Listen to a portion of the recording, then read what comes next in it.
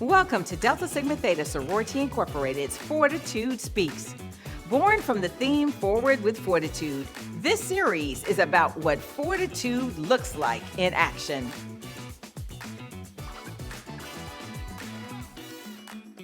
Fortitude Speaks. You are such a lady on the move. Always, always somewhere, and it's usually an important place to be. I mean, you have really made an impact.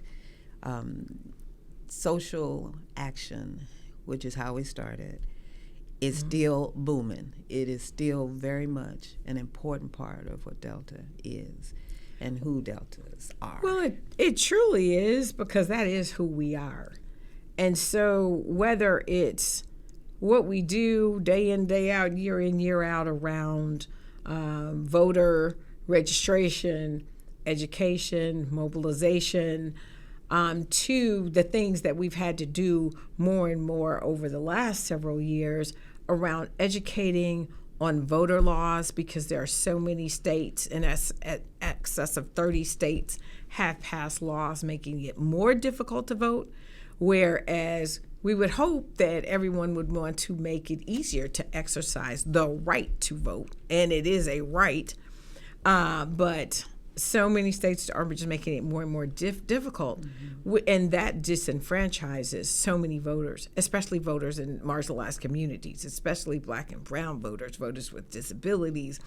And so our education goes beyond educating on the issues and what specific candidates feel about issues, because we're nonpartisan, but we have the opportunity to educate if we educate across the spectrum so that we have informed voters in our communities.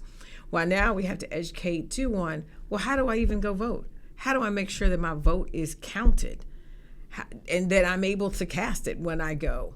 Do I understand what a provisional ballot means, so that if they're saying that I'm not eligible to vote, I still vote anyway, and then try to fix it on the back end so that my vote can be counted. And then we've spent a lot of time over, especially during this last 2024 election cycle, to make sure that we could also protect the right to vote. So we've worked with LDF, we've worked with other partners in terms of all of this work, but we really deepened our efforts in that voter protection, from asking our members, reaching out and getting our members to be poll watchers and poll workers, to amassing a group really that was Delta-led to pull this Lawyers for Justice together to have more attorneys who are willing to file briefs and do the things that would hopefully make sure that votes, if people are having issues voting, that they would actually be able to cast their vote, and to contest those who are contesting, someone being able to have the right to vote. And we had the opportunity to, several years ago under the last administration, under Beverly Smith's administration, we entered into a couple of different lawsuits. They were in their infancy when I came into office, but we've really been able to take them a lot further, one in the state of Georgia and one in the state of Texas, with respect to making sure that we could serve as co-plaintiffs to combat some very challenging voter laws, if you will. And I was going to call them a voter suppression law, but they certainly didn't get passed as voter suppression laws. They got passed as voting laws. Right. And the effect was a laws suppression. Had the effect right. of suppressing the vote, in that they made it much more difficult to vote. So the suit in Georgia, is still ongoing, but we've made some major progress. There's been some major progress made in the suit in Texas.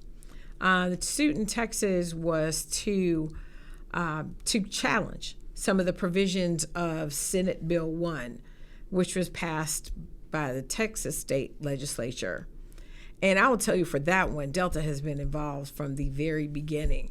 We had SORAS to go to the state legislature at a time when the debate was happening about whether this bill should even be passed.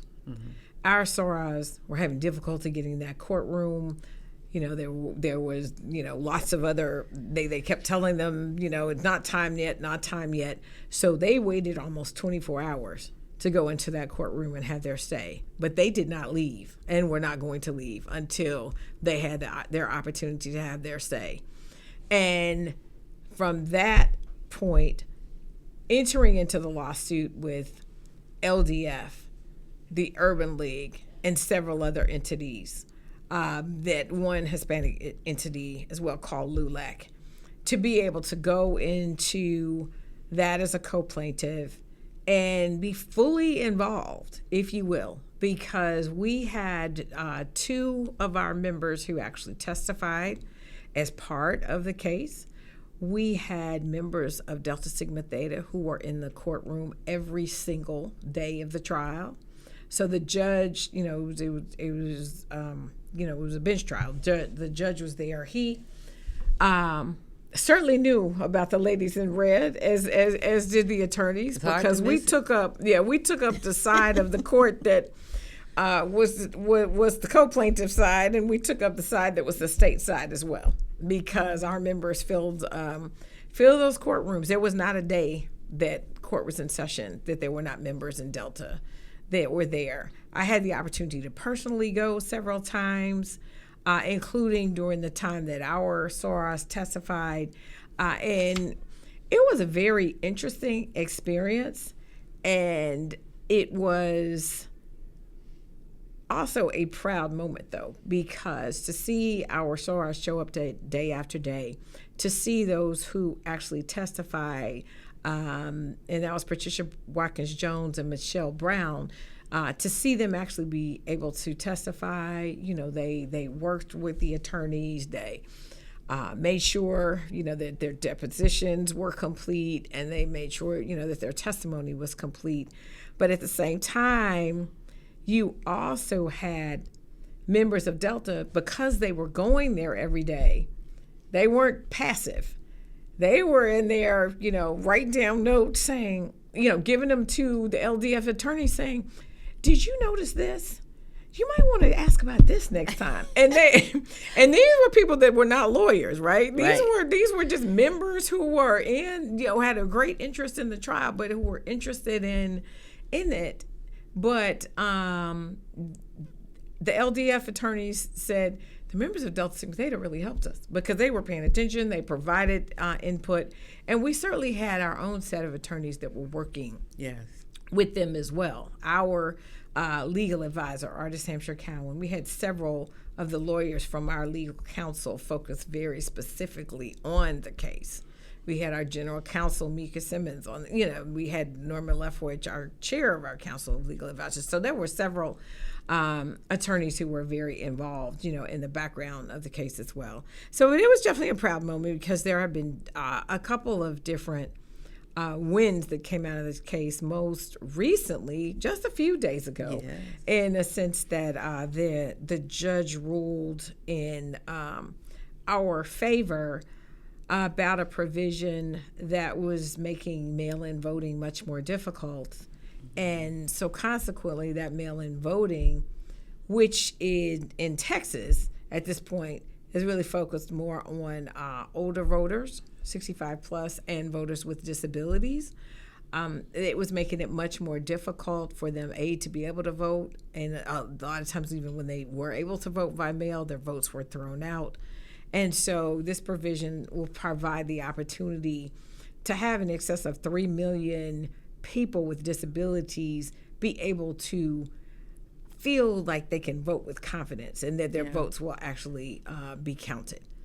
So it certainly, we were very excited about this win.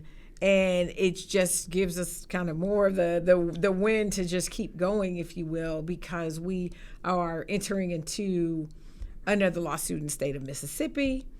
And we also continue to advocate for national laws that will protect the right to vote.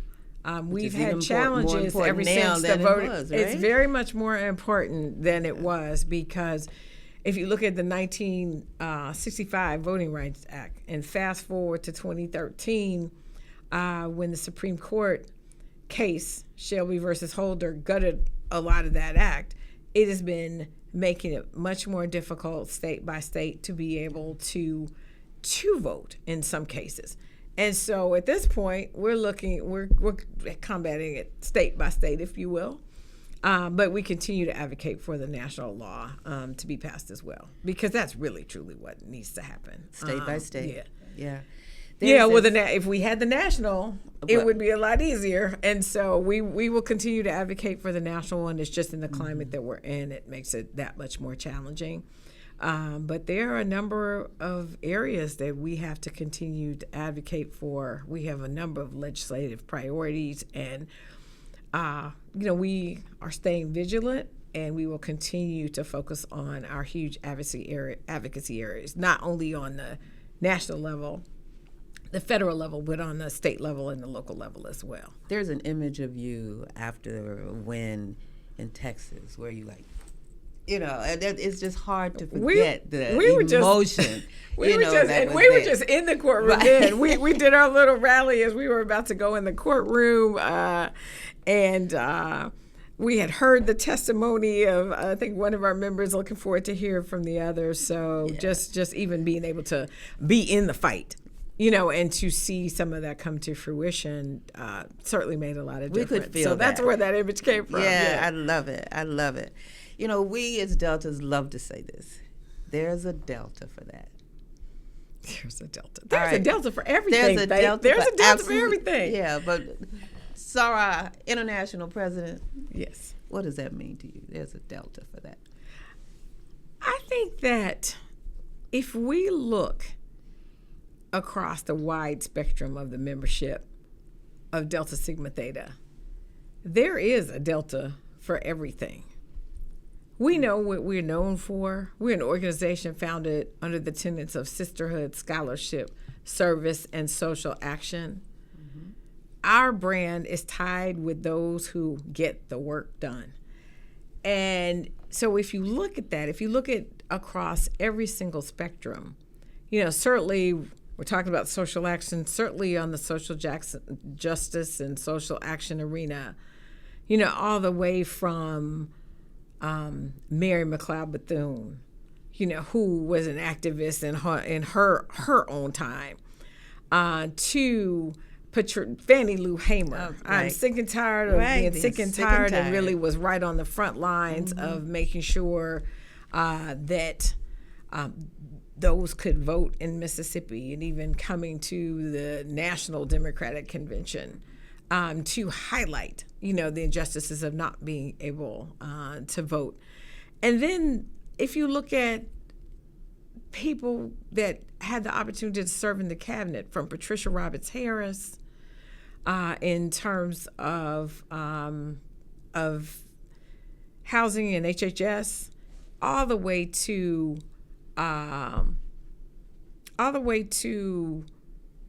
Alexis Herman, Department of Labor. Fast forward all the way to Marcia Fudge, the last person to serving in, and she was in the cabinet of President Joseph Biden. She had the opportunity to serve as, the Secretary of Housing and Urban Development, and did a tremendous amount during her time there in ensuring fair housing and providing so many opportunities across our communities for people to be able to get to home ownership, to live where they wanted to live. The accomplishments were tremendous. We had an Attorney General, Loretta Lynch, who was one of our members. Certainly we are extremely proud that the first African American woman who was confirmed to be on the Supreme Court, Justice Ketanji Brown Jackson, is also a member of Delta Sigma Theta. And then we look across the spectrum of entertainment. It's all aspects of entertainment, in front of the camera, behind the camera, leading, from a leadership perspective, Rashida Jones, former, president of MSNBC, Shannon Dungy, Paramount, president, of Paramount. You've got so many different, the list goes on and on. Deborah Lee, BET. We've got stars in every single spectrum. You got your actresses, from Cheryl Lee Ralph to an Angela Bassett. You've got, singers from Aretha Franklin to a Roberta Flack, whom we unfortunately just lost. The list goes on and on and on. There's no category where we're not in there. There is no category where we're not represented. Right. There are educators. There are, Constance Clayton, Philadelphia, early pioneer education, superintendent of the schools. The list goes on and on and on. And I just named some folks that some people know. Right. And when you think about it, there are so many names that might be known in their local communities or in their states or even nationally, because I could be here all day naming the deltas for that, if you will. Yeah. I was saying those off the top of my head, but I could think of so many more that I would love to be able to continue to name, if you will, because there are so many. But even those that a lot of folks might not have heard their names, they are making a difference in the space where they are in. Each one of them is making a difference in the space where they are in, and their opportunities, whether it's in STEM careers, whether it's in education, whether it's to make sure, that we stay on the front lines of social justice. There are people, there's deltas everywhere. So, in my opinion, there's a delta. I agree. If there's some everything. excellence going on, I always ask the question, are you a delta? They say, yeah, so it's. I you know. Can just even know when, it when you see yeah, it, you right? can just sometimes you feel like you know it when you see it. Sometimes you feel like you know those deltas when you see them. That's for sure. So this is a question that we're going to ask everybody. It is, how do you protect your peace? That's interesting. I will tell you, I pray, I meditate, I try to stay attuned to, kind of what's going on with my body, if you will. So, because I push hard most of the time, unfortunately, I don't get enough sleep any of the time. You don't even want any sleep on that track, yes. I go for walks. I try to do something active. Sometimes I protect my peace just because of thinking, doing something that I love. And whether that's talking to another Soror, connecting with a family member. I love to dance. So, I don't need other people to dance. I do it in my house sometime by myself. Just take a time out. I don't get to do as much as I would like to do, but sometimes just taking a walk, taking a time out, or, as I say, because I love to dance, either putting on some music or doing Zumba or something, just to kind of take my mind off of things for a while and come back. Line sisters like you, or family members or mentors. Our 16th national president, Sarah Thelma Daly, has long been a mentor of mine. Mm-hmm. I can pick up the phone and call her and talk about anything, and just kind of usually feel better when I get off the phone than when I started. Yeah. So there are other ways, but there are days, I must admit, that I just don't even think about that. You just keep going and going and going. But even those days, I'll take a few minutes out. So I want you to inspire us for a few seconds, because there's an awful lot going on and a lot of things we need to think about and try to figure out, just what part of this do we need to own and do something about. So how would you tell me what is important to do to keep going? A couple things. I think it's important to find your why keep going. And so that involves identifying something that you're really passionate about, to be able to, because everyone is not interested in doing everything. We say with Delta Sigma Theta, we are social action, and we are. And so the vast majority of us are passionate about social action. Some are on one end of the spectrum, others are on the other end of the spectrum. Someone else's passion, might be the focus on education. Finding your why makes a difference, and also thinking about the fact that our communities depend upon us. What we have long done as Delta Sigma Theta, we certainly have to, I think, live up to that and know that we're needed now more than ever. So in addition to finding your why, so carving out that portion of what we do, to be able to focus on that, is to think about the present, but even more importantly, think about everything that we're doing also impacts the future. And the future, are our children and our children's children, and others that we won't even see. But the impact of staying in the fight and doing the work we know we need to do now can be seen by generations. So the work we do now will impact generations. And so it is absolutely critical that we all stay in the fight. We've had our chance to take a little bit of a break, maybe some, had to take a step back. Some of us, I don't think, took very much of a break. Couldn't. Though, no, we couldn't. But I will tell you, I had the opportunity to take some time with some other women leaders. One of those connection points really was just a step back to breathe, if you will. It was a step back to breathe, to reflect, and then come out ready for the journey ahead. So though I certainly lean on the wisdom of our past national presidents and very much appreciate not only the wisdom back from a long time ago, but now as well, it's great to have, connections with others who are going through the leadership journey right now. Because there are some different things that are required right now to meet the moment.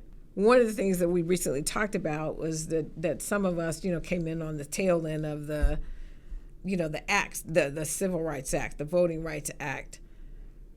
We were either little children, or some people in our generation weren't even born yet, but there have been generations past us that didn't have to experience any of that.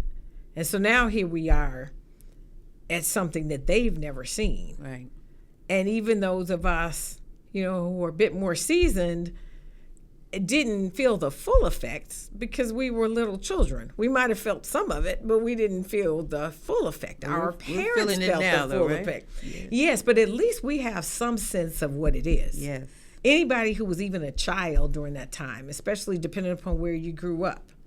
We both grew up in Tennessee. Yeah. So we knew, we knew what the struggle was. Right. We understood, and we both had parents that helped us understand, what the struggle was, if you would. And so we have some sense of it, and we also have some sense of, we know they did it. We know we can do it too. Right. So all of us can certainly look back at our founders and our forefathers and our foremothers, but those who've lived through it, we might be, we're equipped. We're not totally equipped, but we're equipped. But the generations after us also have to be equipped and ready for the fight. So we all have to be in there together, right, across generation, to make sure that we're protecting and making sure that we're fighting for rights that are being taken away from us every day. We have to stay in that fight across the board. And for those who haven't seen it, we have to work together, again, to make sure we get through this, because we will get through it. We're strong. We've done hard things before, and we will continue to do hard things. And we'll continue to be who we are as Delta Sigma Theta and make sure that we are on the front lines. So we're going to keep doing what we're doing, and I know and encourage every member under the sound of my voice, every star under the sound of my voice, to make sure, again, you find your why so that you are somewhere in that work, because the work is critical. We've got to get it done. We've got to keep doing it. And I know that I will be able to count on each and every one. Well, that's exactly what we needed to hear. All of this has been phenomenal.